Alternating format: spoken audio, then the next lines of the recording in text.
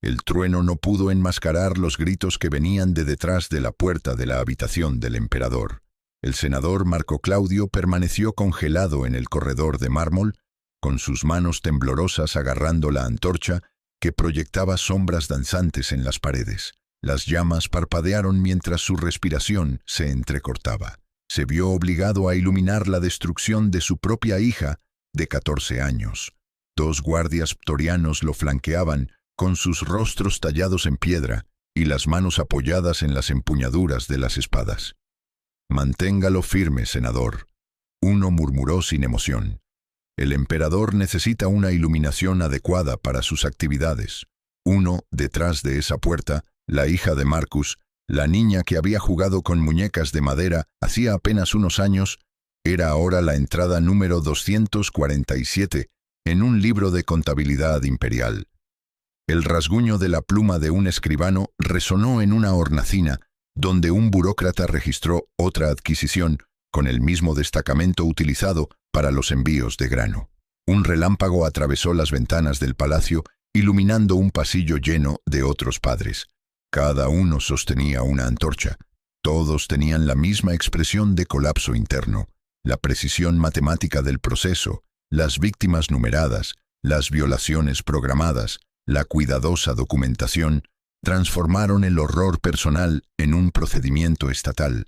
Pasos sobre mármol, sollozos ahogados, la eficacia clínica del mal vestida de seda púrpura y oro imperial. Esto no fue una crueldad aleatoria.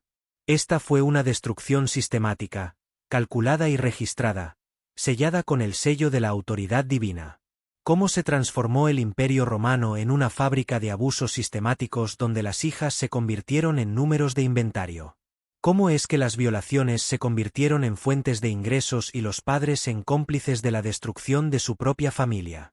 Para entender cómo 600 seres humanos se convirtieron en propiedad catalogada en los libros de contabilidad imperiales, debemos retroceder 4 años hasta cuando un sobrino afligido alcanzó por primera vez un poder ilimitado.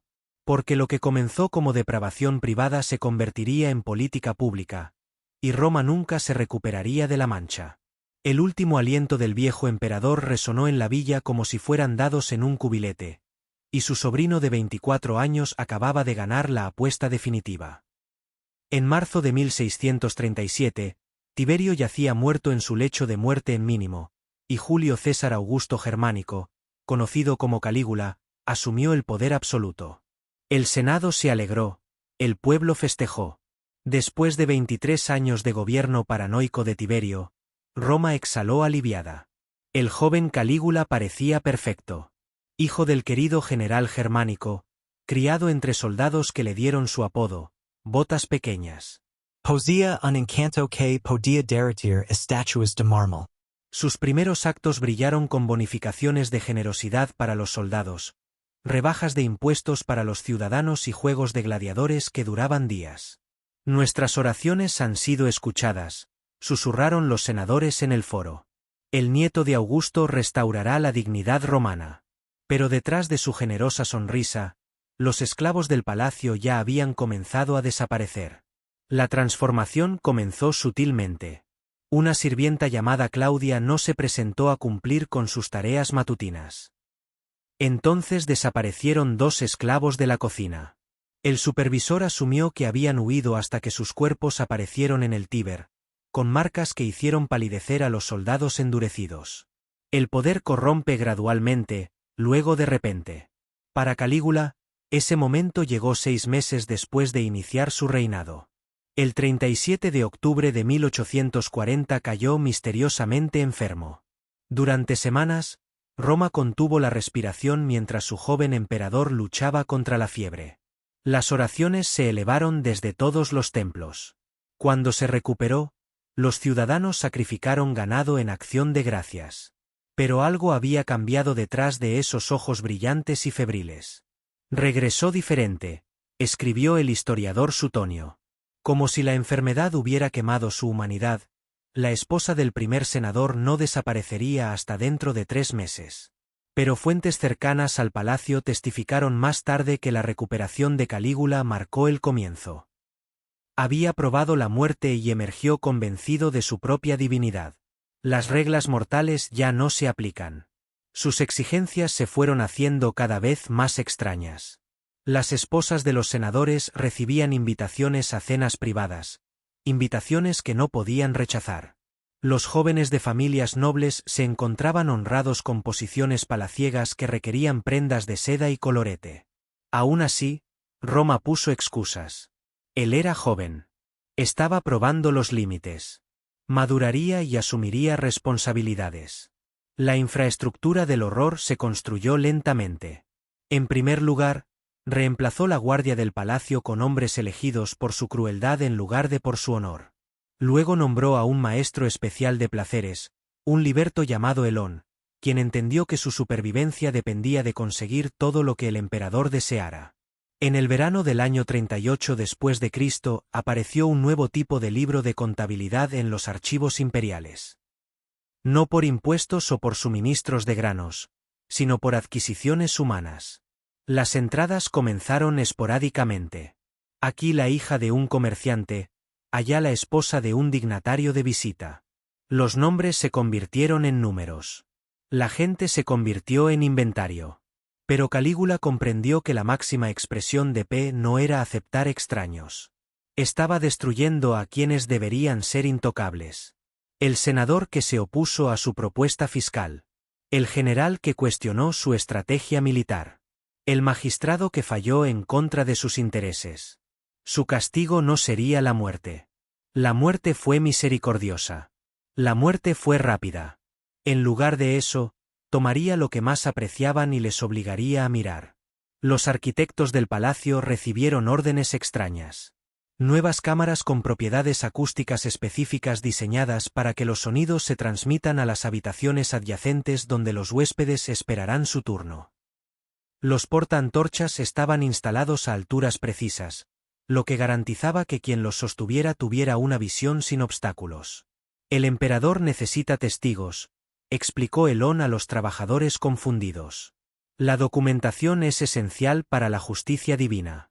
A principios del año 39 después de Cristo, la transformación ya estaba completa. Lo que comenzó como un exceso privado se había convertido en una política de Estado. El joven que había entrado en Roma con tanta promesa ahora comandaba un aparato diseñado para un solo propósito: la destrucción sistemática de la dignidad humana. Su locura encontró foco en las violaciones más íntimas. Quizás porque nada demuestra tanto poder absoluto como obligar a un padre a presenciar el tormento de su hija. Quizás porque romper los vínculos entre protector y protegido rompía la sociedad misma. Los senadores que habían celebrado su ascensión ahora caminaban por el foro con ojos desolados, preguntándose cuándo aparecerían sus nombres en las listas de Helicón. Las madres abrazaban más fuerte a sus hijos. Los padres enviaban a sus familias a fincas rurales, con la esperanza de que la distancia pudiera brindarles protección. No lo hizo, porque el alcance de Calígula se extendía allí donde tocaba el poder romano, y sus apetitos habían crecido más allá de víctimas individuales a categorías enteras de presas. La infraestructura estaba lista. Los guardias fueron entrenados. Se prepararon los libros de contabilidad. Y cuando finalmente dejara caer su máscara de cordura, las primeras víctimas serían aquellas más cercanas al trono, sus propias hermanas. Los invitados al banquete se quedaron paralizados cuando la mano de Calígula se dirigió hacia su hermana, Drusila, a la vista de 300 senadores. El comedor quedó en silencio salvo por el crepitar de las lámparas de aceite. Drusilla permaneció sentada en perfecto estado. Su rostro era una máscara de vacío practicado mientras su hermano violaba todos los límites sociales. A su lado, sus hermanas, Julia, Livilla y Agraina miraban fijamente sus copas de vino, sabiendo que llegaría su turno. «Mis divinas hermanas», anunció Calígula, su voz cortando la tensión, bendecida por el mismo Júpiter para compartir mi afecto como Juno comparte el suyo. La comparación no fue sutil. En la mitología romana, Júpiter se casó con su hermana Juno. Invocando el precedente divino, Calígula transformó el tabú en acto religioso. Los senadores tenían dos opciones: aplaudir el sacrilegio o cometer traición. Ellos aplaudieron. Pero las exhibiciones públicas fueron solo el aperitivo de un festín de horrores que redefiniría los lazos familiares en todo el imperio. Las tres hermanas, Drusilla, Julia Leia y Agraina la joven se convirtieron en elementos del teatro de poder de su hermano. Comenzó durante su enfermedad en octubre del año 37 después de Cristo. Mientras la fiebre lo consumía, Calígula clamó por Drusila. Solo a ella se le permitía entrar a su habitación. Ella sola atendía sus necesidades. Cuando se recuperó, su relación se había transformado desde un afecto fraternal a algo que hacía que los esclavos del palacio apartaran la mirada. Ella comparte mi divinidad, proclamó, instalándola en los aposentos del palacio reservados para las esposas. Su marido, Lucio Casio Longino, recibió un gobierno a distancia, una misericordia comparada con lo que soportarían maridos posteriores. El abuso sistemático siguió patrones. Audiencias matinales donde Drusilla se sentó a su lado mientras los senadores presentaban peticiones. Ceremonias religiosas por la tarde en las que las tres hermanas participaron en unos derechos que burlaban todo valor romano. Banquetes nocturnos donde su humillación se convirtió en entretenimiento de la cena. Marco Lépedo, comprometido con Drusila, aprendió el precio de la proximidad al poder y se vio obligado a aceptar el nuevo papel de su prometida. Eligió sobrevivir a través del cumplimiento. Sus cartas de este periodo, descubiertas siglos después, revelan a un hombre que iba perdiendo lentamente la cordura. Yo sonrío. Asiento con la cabeza. Hago como que no veo. ¿Qué más pueden hacer los hombres mortales cuando los dioses juegan sus juegos? Pero la perversión de Calígula tenía propósitos más amplios que la mera gratificación. Cada senador que presenció estas manifestaciones se convirtió en cómplice a través del silencio. Cada esposa que asistía a estos banquetes, sabiendo lo que ocurriría, se convertía en parte de la maquinaria de normalización. Las propias hermanas desarrollaron diferentes estrategias de supervivencia. Drusilla abrazó el entumecimiento, convirtiéndose en el recipiente vacío que su hermano necesitaba. Julia Levilla intentó desafiar hasta que el castigo público le enseñó el precio de la resistencia. Agraina, la más inteligente, jugó a largo plazo, guardando cada humillación para una futura venganza. Lo que sucedía durante las ceremonias privadas hacía que los soldados experimentados se alejaran.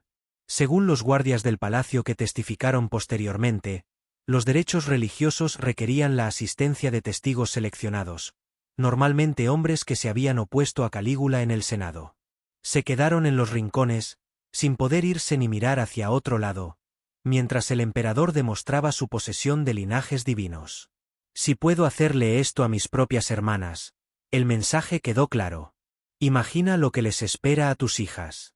La documentación de estos actos reveló una precisión burocrática. Los escribas del palacio registraron fechas, horas, participantes y ceremonias realizadas. Estos libros de contabilidad, parcialmente recuperados de los archivos imperiales, parecen manuales de instrucciones para el abuso sistemático. Entrada tras entrada, reduciendo el trauma humano a la notación administrativa. Luego vino el embarazo. Cuando el estado de Drusila se hizo evidente a mediados del año 38 después de Cristo, Calígula lo declaró un milagro divino. Ella lleva un dios. Él proclamó, nuestro hijo gobernará el cielo y la tierra. El Senado votó para honrar a los no nacidos. Los sacerdotes ofrecían sacrificios por su salud. Todo esto mientras sabía que el padre hacía alarde de su crimen como si fuera un deber religioso. Drusila murió en junio del año 38 después de Cristo, posiblemente por complicaciones, posiblemente por veneno. La verdad enterrada con ella. El dolor de Calígula explotó en locura. La declaró diosa, construyó templos en su honor y exigió a todos los romanos que hicieran juramentos por su divinidad. Pero el dolor no acabó con el abuso. Lo intensificó. Julia Levilla y Agraina ahora llevaban la carga de su hermana muerta. Las ceremonias continuaron, pero con un elemento añadido. Deben encarnar el espíritu de Drusilla durante los derechos religiosos. Use su ropa, hable con su voz, finja que la diosa sobrevivió a su sufrimiento. La tortura psicológica superó a la física. Resistir significaba la muerte. Cumplir con su deber significaba participar en su propia degradación haciéndose pasar por su hermana muerta. La elección imposible rompió algo fundamental en la comprensión de la sociedad romana sobre la divinidad y el poder de la familia. Porque cuando Drusilla murió, su deificación transformaría el culto a las víctimas en religión de Estado. Y sus hermanas jugarían a ser diosas en su propio tormento. El contador imperial mojó su pluma y escribió: propiedad femenina adquirida hoy. 12 hijas de senadores, 8 esposas ecuestres, de edades comprendidas entre 13 y 31 años. El ruido de los arañazos resonó en la cámara de mármol mientras Sabino, maestro de las cuentas imperiales, transformaba a los seres humanos en inventario. Los libros de contabilidad recuperados de las ruinas del palacio revelan la precisión matemática de la depravación de Calígula. Cada entrada catalogada con el mismo destacamento utilizado para embarques de granos o recaudación de impuestos. Artículo 201. Julia Marcella, 19 años, hija del senador Marcus Marcellus. Fecha de adquisición: Calins de Martius. Propósito: servicio divino. Estado: procesamiento. El lenguaje despojó a la humanidad del horror. La adquisición implicaba que guardias armados secuestraran a las mujeres de sus hogares. El servicio divino significaba servidumbre forzada. El procesamiento significó el quebrantamiento sistemático de los espíritus humanos hasta que la conformidad reemplazó a la resistencia. Hacia el año 39 después de Cristo. Estos registros documentaban 300 mujeres y 300 niños, cifras exactas que sugieren cuotas más que una crueldad aleatoria. El emperador había industrializado el tráfico de personas con la eficiencia que Roma solía reservar para la construcción de acueductos. Pero la adquisición fue solo la primera columna de estos libros de contabilidad infernales. Sabino desarrolló un sistema de contabilidad completo para el inventario humano que haría envidiar a las corporaciones modernas. Las categorías incluían edad, características físicas, estado familiar, origen, calificación de cumplimiento e ingresos generados. Sí, ingresos. Debido a que la innovación de Calígula se extendió más allá del control personal hacia las ganancias, el impuesto al servicio vectal ex capturis transformó el trabajo forzado en una corriente de ingresos. Cada asignación generaba ingresos estatales que eran cuidadosamente controlados y depositados en el tesoro imperial. Los números cuentan su propia historia. Primer cuarto del año 39 después de Cristo 2.000 dinares. Segundo trimestre 8.000. Tercer trimestre 15.000. El crecimiento exponencial reflejó operaciones ampliadas y métodos de cobranza mejorados. Eufemismos burocráticos para esclavizar a las familias nobles. Las notas marginales de Sabino revelan la venalidad del mal. Sugerimos aumentar el inventario antes de la temporada de festivales. Los mayores ingresos provenientes de categorías más jóvenes recomiendan enfocarse en nuevas adquisiciones. La esposa del senador Fabius generó un retorno excepcional para perfiles similares solicitados. El proceso de selección siguió patrones cuidadosos. Los opositores políticos vieron a sus familias como los primeros en ser atacados. Un senador vota en contra de la política imperial. El nombre de su hija aparece en los libros de contabilidad a los pocos días. Un comerciante cuestiona las tasas de impuestos. Su esposa se suma al inventario. Un magistrado dicta una sentencia desfavorable. Toda su familia corre el riesgo de ser adquirida. Pero la verdadera innovación residió en la sistematización. Los tiranos anteriores tomaban víctimas impulsivamente. Calígula creó departamentos de infraestructura para adquisiciones, cronogramas para el procesamiento, medidas de control de calidad y métricas de desempeño.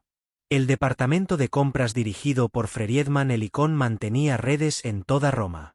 Los informantes identificaron los objetivos. Los scouts confirmaron los detalles. Los equipos de ataque ejecutaron adquisiciones. Cada paso documentado, revisado y optimizado. El procesamiento siguió la lógica industrial. Las nuevas adquisiciones fueron objeto de orientación. Una semana de acondicionamiento psicológico diseñado para eliminar la resistencia, el aislamiento, la privación, el adoctrinamiento repetido y la visualización forzada de la obediencia de los demás. Al séptimo día, La mayoría aceptó su nueva realidad. El proceso de evaluación haría que cualquier evaluación pareciera deshumanizante en comparación. Las víctimas se pusieron en fila mientras los evaluadores registraban los detalles para los propósitos de la asignación. Los escribas anotaron todo en duplicado, en una copia para uso inmediato. Otro para el archivo permanente. Artículo 247. Claudia Quinter, 14 años, hija del senador Marcus Claudius. Altura 5 codos. Edad verificada. Origen clase senatorial. Clasificación. Misión restringida designada para atención imperial especial. El sistema de clasificación reveló una precisión terrible. La asignación restringida significaba que las víctimas estaban reservadas a la atención personal del emperador. La asignación estándar incluía el servicio general del palacio. Asignación de utilidad designada para aquellos destinados al trabajo manual. Cada grado reflejó destinos diferentes y generó resultados diferentes. El control de calidad garantizó el cumplimiento sistemático. Los supervisores del palacio presentaron informes periódicos. Las evaluaciones negativas dieron lugar a una nueva capacitación. Los informes positivos consiguieron que las víctimas recibieran condiciones marginalmente mejores, una comida extra, una celda más limpia y un día libre de obligaciones.